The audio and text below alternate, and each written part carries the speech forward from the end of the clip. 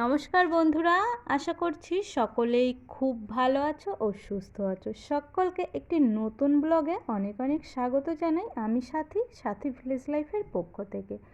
তো এখন বাজে ওই সকাল আর কি 11টার কাছাকাছি।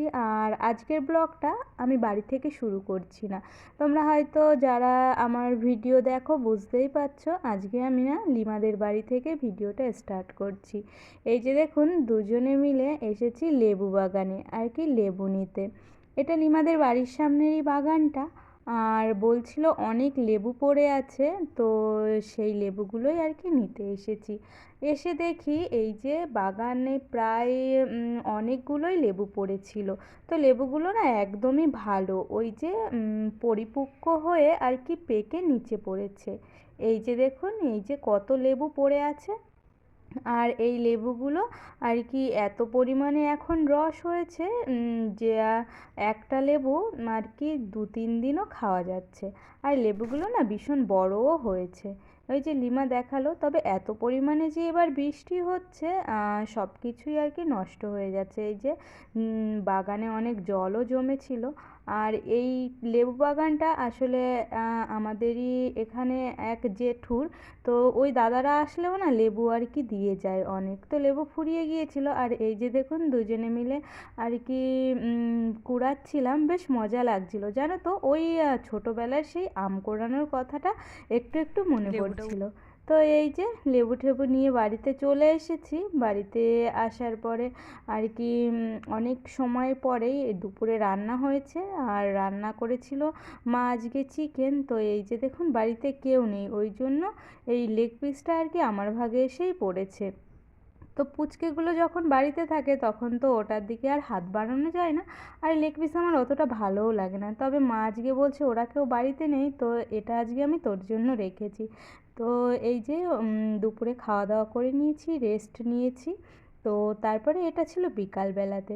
আসলে চিকেন হলেই না একটু এইটা ওইটা বানাতে ইচ্ছা করে। তো ঘরে সব কিছু ছিল। এই যে প্রথমেই আর কি তেলটাকে ঢেলে নিলাম, আর এই যে ময়দাটা। তো এই ময়দাটা এখন মেখে ভাবছি একটু আলুর পরোটা বানাবো। তো তারই আর কি প্রস্তুতি নিচ্ছিলাম। এই যে এখানে ময়দাটা মা আগের দিন আর কি এনেছিলাম। তো মা চেলে ঠেলেই রেখে দিয়েছিল। আর এখন তো বর্ষার সময়, বর্ষা না হলেও কোনো কিছু না চেলে আর কি খাওয়াটা ঠিক না। তো মা চেলেই কাগজটার ভেতরে রেখে দিয়েছিল। আর এই যে আমার নেওয়া হয়ে গেছে। এখন আমি আবার জায়গাতে রেখে দিয়ে আসলাম। তারপরে এই প্যাকেটটা কেটেছিলাম যে ওর মধ্যে না অনেকটাই তেল ছিল, তো সেটাকে আর কি ঝেড়ে ঝেড়ে আরেকটু নিয়ে নিচ্ছি। আর এই যে ময়দাটা এখন মাখার জন্য একটু চিনি দিয়েছি আর লবণ দিয়েছিলাম, তারপরে একটু তেল দিয়ে যেভাবে আর কি ময়দাটা মিক্স করতে হয় সেভাবে খুব ভালো করে আর কি এই যে মিশিয়ে নিচ্ছি। তো তারপরে এই যে অনেকটা সময় পরে এটা মাখা হয়ে গিয়েছিল। তারপরে বেশ অনেকক্ষণ পরে এই যে আরেকটু আর কি মেখে নেব। মাখার পরে ওই মিনিট 20 মতন আর কি রেস্টে রেখে দেবো, তাহলে তো বেশি আর কি মাখতে হয় না, আর খুব নরম ও সফটও হয়। তো এখন এই পর্যায়ে এইটাকে আমি রেখে দেবো। তো তারপরে এই যে চলে এসেছি আর কি এখন ফাইনাল। তার মধ্যে আলুর পুরটাও আমি আর কি করে নিয়ে এসেছি। আর এই যে ময়দাটাকে এখন আরেকটু মেখে নিচ্ছি। এই যে ছিল আলুর পুরটা। আলুটাকে সেদ্ধ করে তারপরে একটু হলুদ গুঁড়ো আর লবণ আর আর কি লঙ্কা দিয়ে বেশ ভালো করে ম্যাশ করে নিয়েছি। আর এইভাবেই আলুর পরোটা সাধারণত আমরা করে থাকি। তো দেখতে দেখতে এই যে দেখুন সমস্ত আর কি এই যে গোল গোল করে কেটে নিয়েছিলাম, তার মধ্যে আলুর পুরটা দিয়ে খুব ভালো করে আমি মুখটা আর কি মেরে নিয়েছি, যাতে কাজে আর কি একটু সুবিধা হয়। তার মধ্যে আজকে না আমি মাকে একদমই আর কি হাত লাগাতে দিইনি, পুরোটা আমি নিজেই করছি। তো আমার বিকালে সময়টাও কেটে গেল, আর আর কি একটা কিছু বানানোও হয়ে গেল। তো তারপরে এই যে চলে এসেছি আর কি রান্নাঘরে। এখন অনেকটা তো তারপরে এই যে দেখুন, তারপরে আস্তে আস্তে বেলেও নিয়েছিলাম। আর পরে আর আর কি একা একা পারিনি, মা এসে একটু হেল্প করেছিল। তো এই যে একটা তো আমি খুব ভালোভাবেই আর কি দিয়েছি, আর খুব পারফেক্টলিও এটা হয়েছে। তো আর কি এই যে এখানে আলোটা খুব কম ছিল, যার জন্য ঠিকঠাকভাবে আসছে না। তারপরে আর একটু তেল দিয়ে দিলাম। আর এই যে দেখুন কি দারুণ কালারটা এসছে, আর পরোটাটাও বেশ সুন্দর ফুলেছিল। তো এটাই ছিল আজকে আর কি রাতের ডিনার বলতে পারো। তো এটা খাওয়ার পরে তো আর ভাত খেতে ইচ্ছা করবেও না। আর দেখুন কি সুন্দরভাবে আর কি পরোটাটা হয়েছে। তবে এই যে যখন এক পাশ দিয়েছিলাম, তেলটা না ছিটকে এসে আমার পায়ের ওপরে পড়েছিল।